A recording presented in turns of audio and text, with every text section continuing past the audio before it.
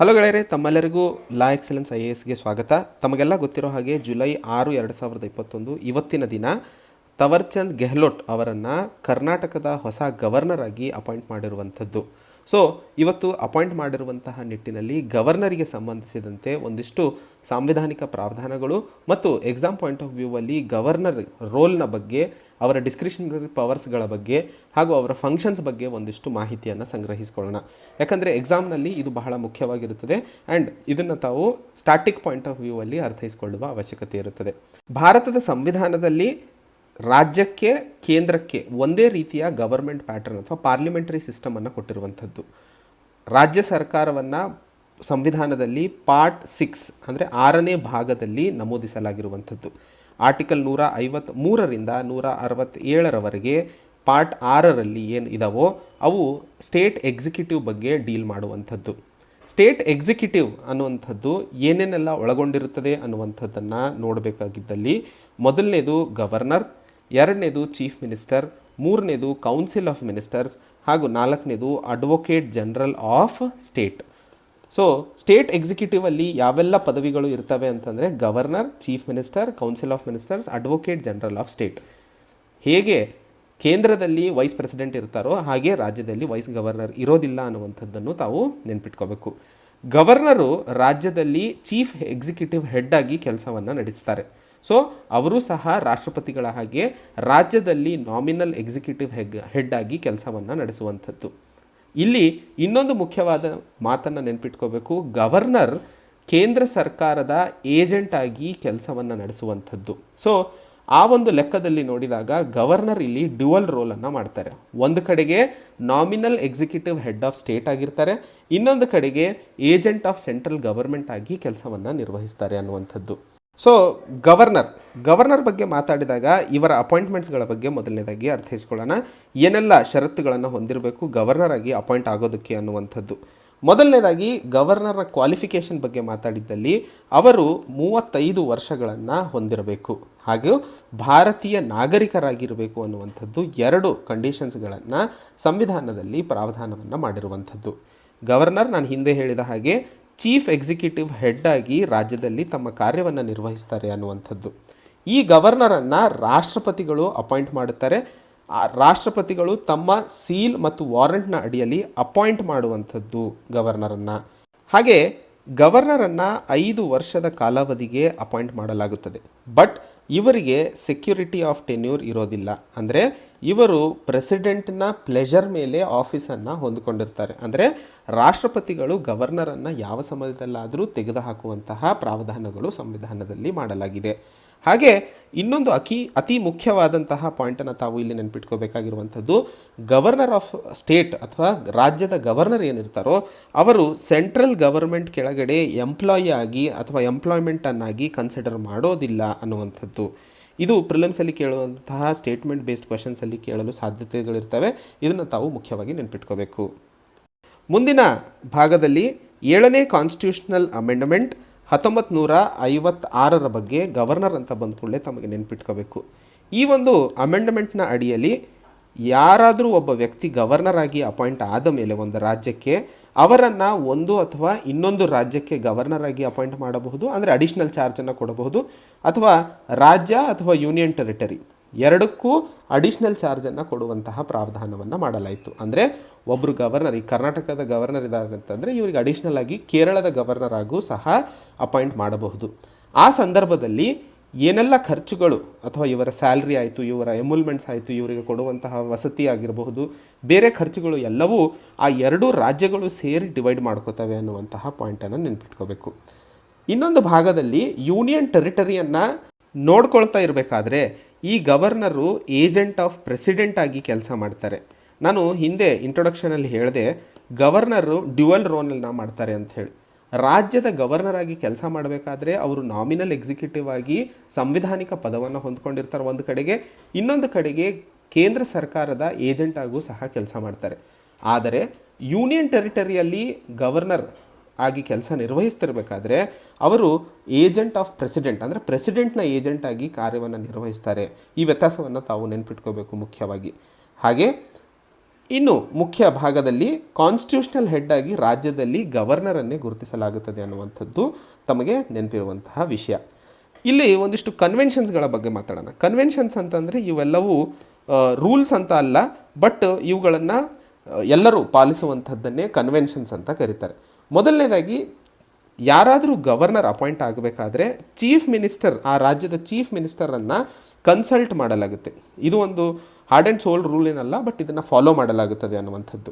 ಹಾಗೆ ಯಾವಾಗಲೂ ಪರ ರಾಜ್ಯದವರನ್ನೇ ಗವರ್ನರ್ ಆಗಿ ಅಪಾಯಿಂಟ್ ಮಾಡುವಂಥದ್ದು, ಅಂದರೆ ಔಟ್ಸೈಡರ್ಸನ್ನೇ, ಲೋಕಲ್ ಇನ್ಫ್ಲೂಯೆನ್ಸ್ ಅಥವಾ ಲೋಕಲ್ ಪೊಲಿಟಿಕ್ಸಲ್ಲಿ ಅವರು ಜಾಸ್ತಿ ಇನ್ವಾಲ್ವ್ ಆಗಬಾರ್ದು ಅನ್ನುವಂತಹ ಕಾರಣಕ್ಕೆ ಹೊರಗಿನ ಜನರನ್ನೇ ಆ ಒಂದು ರಾಜ್ಯದ ಗವರ್ನರ್ ಆಗಿ ಅಪಾಯಿಂಟ್ ಮಾಡುವಂಥದ್ದು. ಮುಂದಿನ ಹಂತದಲ್ಲಿ ಗವರ್ನರ್ನ ಪವರ್ಸ್ಗಳ ಬಗ್ಗೆ ಒಂದಿಷ್ಟು ಅರ್ಥೈಸ್ಕೊಳ್ಳೋಣ. ಸೊ ಪವರ್ಸ್ ಆಫ್ ಗವರ್ನರ್ ಅಂತ ಹೇಳಿ ಇವುಗಳನ್ನು 4 ಭಾಗಗಳಾಗಿ ಡಿವೈಡ್ ಮಾಡಬಹುದು. ಮೊದಲನೇದು ಎಕ್ಸಿಕ್ಯೂಟಿವ್ ಪವರ್ ಅಂತ ಹೇಳಿ. ಎಕ್ಸಿಕ್ಯೂಟಿವ್ ಪವರ್ ಒಳಗಡೆ ಇವರಿಗೆ ಎಲೆಕ್ಷನ್ ಕಮಿಷನರನ್ನು, ಸ್ಟೇಟ್ ಎಲೆಕ್ಷನ್ ಕಮಿಷನರನ್ನು ಅಪಾಯಿಂಟ್ ಮಾಡುವಂತಹ ಪ್ರಾವಧಾನವಿರುವಂಥದ್ದು. ಹಾಗೆ ಎಲ್ಲ ಯೂನಿವರ್ಸಿಟೀಸ್ಗಳ ಚಾನ್ಸಲರ್ ಆಗಿ ಗವರ್ನರ್ ತನ್ನ ಕಾರ್ಯವನ್ನು ನಿರ್ವಹಿಸ್ತಾರೆ. ಹಾಗೂ ಕಾನ್ಸ್ಟಿಟ್ಯೂಷನಲ್ ಎಮರ್ಜೆನ್ಸಿ ಸಮಯದಲ್ಲಿ ಗವರ್ನರ್ ರಾಷ್ಟ್ರಪತಿಗಳಿಗೆ ರೆಕಮೆಂಡ್ ಮಾಡುವಂತಹ ಪ್ರಾವಧಾನವು ಎಕ್ಸಿಕ್ಯೂಟಿವ್ ಪವರ್ಗಳಿಗೆ ಬರುವಂಥದ್ದು. ಸೊ 3 ಎಕ್ಸಿಕ್ಯೂಟಿವ್ ಪವರ್ಗಳ ಬಗ್ಗೆ ಮಾತಾಡಿದ್ವಿ. ಮೊದಲನೇದು ಸ್ಟೇಟ್ ಎಲೆಕ್ಷನ್ ಕಮಿಷನರ್ನ ಅಪಾಯಿಂಟ್ ಮಾಡುವಂಥದ್ದು, ಎರಡನೇದು ಯೂನಿವರ್ಸಿಟಿಗಳ ಚಾನ್ಸಲರ್ ಆಗಿ ಕಾರ್ಯನಿರ್ವಹಿಸುವಂಥದ್ದು, ಹಾಗೂ ಕಾನ್ಸ್ಟಿಟ್ಯೂಷನಲ್ ಎಮರ್ಜೆನ್ಸಿ ಬಂದಾಗ ಅದನ್ನು ಇಂಪೋಸ್ ಮಾಡುವಂಥದ್ದು ಸಹ ಗವರ್ನರ್ ಕೈಯಲ್ಲೇ ಇರುವಂಥದ್ದು. ಎರಡನೇ ಪವರ್ಸು ಲೆಜಿಸ್ಲೇಟಿವ್ ಪವರ್ಸ್ ಅಂತ ಹೇಳಿ. ಲೆಜಿಸ್ಲೇಟಿವ್ ಪವರ್ಸ್ಗಳ ಒಳಗಡೆ ಯಾವುದಾದರೂ ಸ್ಟೇಟ್ ಲೆಜಿಸ್ಲೇಟಿವ್ ಕೌನ್ಸಿಲ್ನಲ್ಲಿ 1/6 ನಾಮಿನೇಷನ್ಸ್ಗಳಾಗ್ತವೆ. ಸ್ಟೇಟ್ ಲೆಜಿಸ್ಲೇಟಿವ್ ಕೌನ್ಸಿಲ್, ಅಸೆಂಬ್ಲಿ ಅಲ್ಲ, ಸ್ಟೇಟ್ ಲೆಜಿಸ್ಲೇಟಿವ್ ಕೌನ್ಸಿಲ್. ಕರ್ನಾಟಕದಲ್ಲಿ 2 ಹೌಸ್ ಇದ್ದಾವೆ, ಅಸೆಂಬ್ಲಿನೂ ಇದೆ, ಕೌನ್ಸಿಲು ಇದೆ. ಅದರಲ್ಲಿ 1/6 ಸಂಖ್ಯೆಯನ್ನು ಗವರ್ನರ್ ನಾಮಿನೇಟ್ ಮಾಡುವಂಥದ್ದು ಲೆಜಿಸ್ಲೇಟಿವ್ ಪವರ್ಗಳಿಗೆ ಬರುತ್ತದೆ.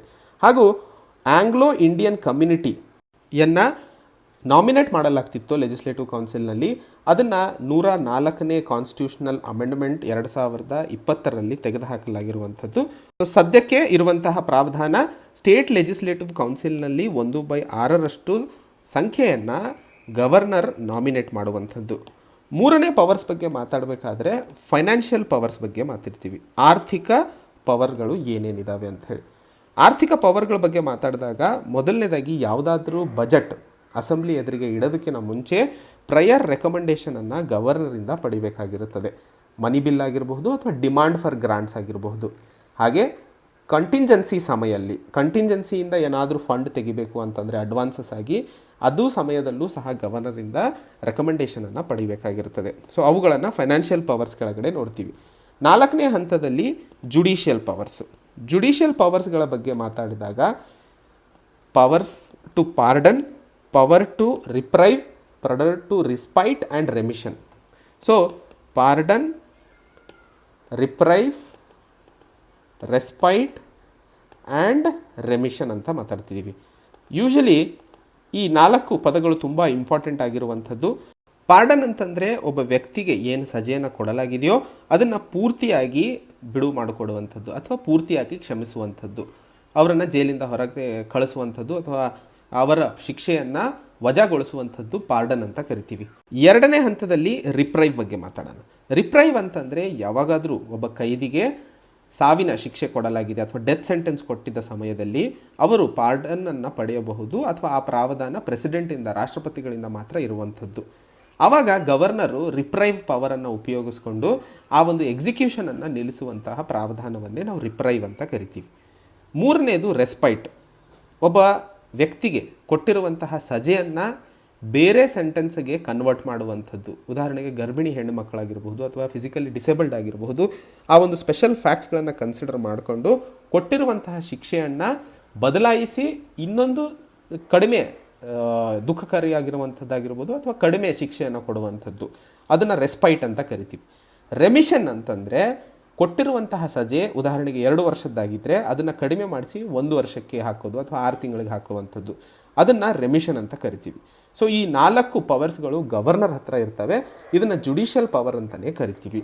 ಹಾಗೆ ಜುಡಿಷಿಯಲ್ ಪವರ್ಸ್ ಕೆಳಗಡೆ ಅಪಾಯಿಂಟ್ಮೆಂಟ್ ಆಫ್ ಜಡ್ಜಸ್ ಆಫ್ ಹೈಕೋರ್ಟ್ಗಳನ್ನು ಅಪಾಯಿಂಟ್ ಮಾಡುವಂಥದ್ದು ರಾಷ್ಟ್ರಪತಿಗಳು ಮಾಡ್ತಾರೆ, ಆದರೆ ಕನ್ಸಲ್ಟ್ ಗವರ್ನರಿಗೂ ಮಾಡ್ತಾರೆ ಅನ್ನುವಂಥದ್ದು ನೆನ್ಪಿಟ್ಕೋಬೇಕು.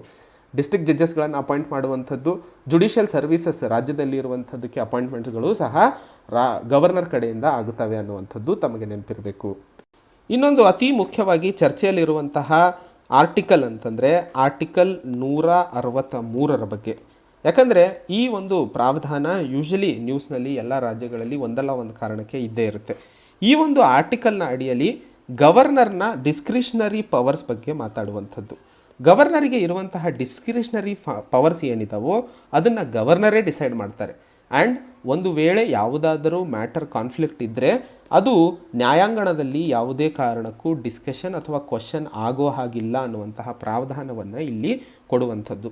ಸೊ ಯಾವುದಾದ್ರೂ ಒಂದು ವಿಷಯದ ಮೇಲೆ ಗವರ್ನರ್ ಇದು ನಾನು ಮಾಡಬಹುದಾ ಅಲ್ವಾ ಅನ್ನುವಂತಹ ಡಿಸ್ಕ್ರಿಷನನ್ನು ಅವರೇ ಪಡೆದಿರುತ್ತಾರೆ ಅನ್ನುವಂಥದ್ದು ನೆನ್ಪಿಟ್ಕೋಬೇಕು. ಇಲ್ಲಿ ರಾಷ್ಟ್ರಪತಿಗಳಿಗೂ ಮತ್ತು ಗವರ್ನರಿಗೆ ಇರುವಂತಹ ಅತಿ ದೊಡ್ಡ ವ್ಯತ್ಯಾಸ ಇದು. 42ನೇ ಕಾನ್ಸ್ಟಿಟ್ಯೂಷನಲ್ ಅಮೆಂಡ್ಮೆಂಟ್ ಆ್ಯಕ್ಟ್ 1976 ಪ್ರಕಾರ ಮಿನಿಸ್ಟರ್ ಕೊಡುವಂತಹ ಅಂದರೆ ಕೌನ್ಸಿಲ್ ಆಫ್ ಮಿನಿಸ್ಟರ್ಸ್ ಕೊಡುವಂತಹ ಅಡ್ವೈಸ್ ಏನು ರಾಷ್ಟ್ರಪತಿಗೆ ಇರುತ್ತದೆಯೋ ಅದು ಬೈಂಡಿಂಗ್ ಆಗಿರುತ್ತದೆ. ಅಂದರೆ ಅವರು ಅದನ್ನು ಪಾಲಿಸಲೇಬೇಕಾಗಿರುತ್ತದೆ. ಅವರು ವಾಪಸ್ ಕಳಿಸ್ಬೋದೇ ಹೊರತು ಇನ್ನೊಂದು ಸರಿ ಬಂದಾಗ ಅದನ್ನು ಮಾಡಲೇಬೇಕಾಗಿರುತ್ತದೆ. ಸೊ ಆ ಒಂದು ಸಮಯಕ್ಕೆ ಬೈಂಡಿಂಗ್ ಅಂತ ಕನ್ಸಿಡರ್ ಮಾಡ್ತೀವಿ. ಬಟ್ ಗವರ್ನರ್ ವಿಷಯದಲ್ಲಿ ಅದು ಬೈಂಡಿಂಗ್ ಆಗಿರೋದಿಲ್ಲ. ಗವರ್ನರಿಗೆ ಒಂದಿಷ್ಟು ಡಿಸ್ಕ್ರಿಷನರಿ ಪವರ್ ರಾಷ್ಟ್ರಪತಿಗಳಿಗೆ ಕಂಪೇರ್ ಮಾಡಿದರೆ ಜಾಸ್ತಿ ಇದೆ ಅನ್ನುವಂಥದ್ದನ್ನೇ ಇಲ್ಲಿ ಹೇಳಬಹುದು. ಇದರ ಜೊತೆಯಲ್ಲಿ ಒಂದಿಷ್ಟು ಕಾನ್ಸ್ಟಿಟ್ಯೂಷನಲ್ ಸಾಂವಿಧಾನಿಕ ಡಿಸ್ಕ್ರಿಷನರಿ ಪವರ್ಸ್ಗಳು ಸಹ ಗವರ್ನರ್ ಹತ್ರ ಇರುವಂಥದ್ದು. ಕಾನ್ಸ್ಟಿಟ್ಯೂಷನಲ್ ಡಿಸ್ಕ್ರಿಷನರಿ ಪವರ್ಸ್ಗಳ ಬಗ್ಗೆ ಮಾತಾಡಬೇಕು ಅಂತಂದರೆ ಆರ್ಟಿಕಲ್ 200 ಅಡಿಯಲ್ಲಿ ಗವರ್ನರು ಯಾವುದಾದರೂ ಬಿಲ್ಲನ್ನು ರಾಷ್ಟ್ರಪತಿಗಳ ಮನ್ನಣೆಗೋಸ್ಕರ ಇಡಲೇಬಹುದು ಅನ್ನುವಂತಹ ಪ್ರಾವಧಾನವು ಇಲ್ಲಿ ಮಾಡಲಾಗಿದೆ. ಉದಾಹರಣೆಗೆ ಯಾವುದಾದರೂ ಬಿಲ್ ಹೈಕೋರ್ಟ್ಗಳ ಸಮಸ್ಯೆ ಅಥವಾ ಹೈಕೋರ್ಟಿಗೆ ಸಂಬಂಧಿಸಿದಂತೆ ಇರ್ತಾವಲ್ಲ ಅವೆಲ್ಲ ಖಂಡಿತವಾಗಿಯೂ ರಾಷ್ಟ್ರಪತಿಗಳ ಸಮ್ಮತಿಗೋಸ್ಕರ ಪೆಂಡಿಂಗ್ ಇಡಲೇಬೇಕು ಅಥವಾ ಕಳಿಸಲೇಬೇಕಾಗಿರ್ತದೆ. ಅದು ಬಿಟ್ಟು ಬೇರೆ ಯಾವ ಬಿಲ್ ಆದರೂ ಸಹ ಗವರ್ನರ್ ತಾನು ಡಿಸ್ಕ್ರಿಷನರಿ ಆಗಿ ಡಿಸೈಡ್ ಮಾಡಬಹುದು ರಾಷ್ಟ್ರಪತಿಗೆ ಕಳಿಸ್ಬೋದಾ ಇಲ್ವಾ ಅಂಥೇಳಿ ಆರ್ಟಿಕಲ್ 200 ಅಡಿಯಲ್ಲಿ. ಹಾಗೂ ರಾಜ್ಯದಲ್ಲಿ ಪ್ರೆಸಿಡೆಂಟ್ ರೂಲನ್ನು ಇಂಪೋಸ್ ಮಾಡುವಂತಹ ರೆಕಮೆಂಡೇಶನ್ನು ಗವರ್ನರ್ನ ಡಿಸ್ಕ್ರಿಷನರಿ ಪವರ್ ಆಗಿರುತ್ತದೆ. ಹಾಗೂ ಚೀಫ್ ಮಿನಿಸ್ಟರಿಂದ ಇನ್ಫಾರ್ಮೇಷನನ್ನು ಪಡೆದುಕೊಳ್ಳುವಂಥದ್ದು ಸಹ ಗವರ್ನರ್ನ ಡಿಸ್ಕ್ರಿಷನರಿ ಪವರ್ ಕೆಳಗಡೆ ಬರುತ್ತದೆ ಅನ್ನುವಂಥದ್ದು ಮುಖ್ಯವಾಗಿ ನೆನಪಿಟ್ಕೋಬೇಕು.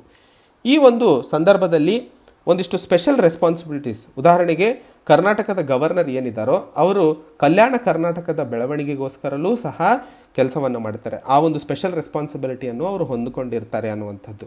ಅರುಣಾಚಲ್ ಪ್ರದೇಶದಲ್ಲಿ ಲಾ ಆ್ಯಂಡ್ ಆರ್ಡರ್, ಸಿಕ್ಕಿಂನಲ್ಲಿ ಸೋಷಿಯೋ ಎಕನಾಮಿಕ್ ಡೆವಲಪ್ಮೆಂಟು, ಸಾಮಾಜಿಕ ಮತ್ತು ಆರ್ಥಿಕ ಬೆಳವಣಿಗೆ, ಮಣಿಪುರ್ನಲ್ಲಿ administration of hilly areas administration, ಅಸ್ಸಾಂನಲ್ಲಿ ಟ್ರೈಬಲ್ ಏರಿಯಾ ಅಡ್ಮಿನಿಸ್ಟ್ರೇಷನ್, ನಾಗಾಲ್ಯಾಂಡ್ನಲ್ಲಿ ನಾಗಾ ಹಿಲ್ಸು, ಗುಜರಾತ್ನಲ್ಲಿ ಸೌರಾಷ್ಟ್ರ ಮತ್ತು ಕಚ್ ರೀಜನ್ನ ಡೆವಲಪ್ಮೆಂಟ್ ಬೋರ್ಡ್ ಸ್ಪೆಷಲ್ ರೆಸ್ಪಾನ್ಸಿಬಿಲಿಟಿ ಆಗಿರ್ತದೆ. ಮಹಾರಾಷ್ಟ್ರದಲ್ಲಿ ವಿದರ್ಭ ಮತ್ತು ಮರಾಠವಾಡ ಡೆವಲಪ್ಮೆಂಟ್ ಬೋರ್ಡನ್ನು ಸ್ಪೆಷಲ್ ರೆಸ್ಪಾನ್ಸಿಬಿಲಿಟಿಯನ್ನು ಗವರ್ನರೇ ಪಡ್ಕೊಂಡಿರ್ತಾರೆ ಅನ್ನುವಂಥದ್ದು. ಸೊ ಇವೆಲ್ಲ ವಿಷಯಗಳಲ್ಲಿ ರೋಲ್ಸ್ ಆಫ್ ಗವರ್ನರು ಹಾಗೂ ಕ್ವಾಲಿಫಿಕೇಷನ್ ಏನೇನಿರಬೇಕು, 35 ವರ್ಷಗಳನ್ನು ಹೆಚ್ಚಾಗಿರಬೇಕು, ಭಾರತೀಯ ನಾಗರಿಕರಾಗಿರಬೇಕು ಅನ್ನುವಂಥದ್ದು, ಹಾಗೂ ಹೇಳಿದ ಹಾಗೆ ಹೊರಗಿನವರಾಗಿರಬೇಕು ಅನ್ನುವಂಥದ್ದು ಎಲ್ಲ ಅದು ಸಂವಿಧಾನದಲ್ಲಿ ಪ್ರಾವಧಾನಗಳು ಇಲ್ಲ. ಬಟ್ ಅದು ಒಂದು ರೂಲ್ ಅಥವಾ ಒಂದು ಸಿಸ್ಟಮ್ ಆಗಿ ಡೆವಲಪ್ ಮಾಡ್ಕೊಂಡು ಬಂದಿದ್ದಾರೆ. ಈ ಎಲ್ಲ ವಿಷಯಗಳನ್ನು ನಾವು ಅರ್ಥೈಸ್ಕೊಳ್ಳಬೇಕಾಗಿರುವಂಥದ್ದು. ಯಾಕಂದರೆ ಮುಂದಿನ ದಿನಗಳಲ್ಲಿ ಕರ್ನಾಟಕದ ಗವರ್ನರ್ ಆಗಿ ಗೆಹ್ಲೋಟ್ ಅವರು ಯಾವ ರೀತಿ ಕೆಲಸ ಮಾಡಲಿದ್ದಾರೆ ಅನ್ನುವಂತಹದ್ದನ್ನು ತಿಳ್ಕೊಳ್ಳೋದಕ್ಕೋಸ್ಕರ ಇದು ಬಹಳ ಇಂಪಾರ್ಟೆಂಟ್ ಆಗಿರುತ್ತದೆ.